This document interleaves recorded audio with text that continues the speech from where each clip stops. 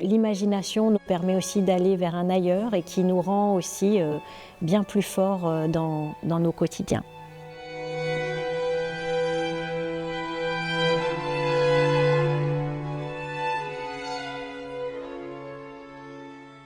Venez voir ce spectacle parce que c'est un condensé opératique dans lequel en plus vous y verrez du cirque, du fantastique, de l'imagination, du rêve. L'imagination nous permet aussi d'aller vers un ailleurs et qui nous rend aussi bien plus forts dans nos quotidiens. La scénographie et les costumes, c'est vraiment un partenaire de jeu essentiel pour les chanteurs, les acrobates et les danseurs qui sont sur ce plateau. Vraiment le costume, on le voit particulièrement pour Didon, c'est un costume qui est même le sens de la narration puisque Didon va faire évoluer son costume de la guerrière à la femme amoureuse et voire même à la femme désespérée qu'elle est.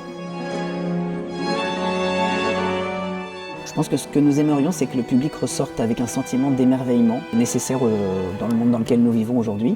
Un sentiment d'avoir été transporté dans un ailleurs. Aussi la sensation que tout est possible en fait. Il y a des airs magnifiques, il y a une grande variété quand même musicale également, des danses, une aria très connue, La mort de Didon, qui a aussi l'univers du cirque, de la poésie.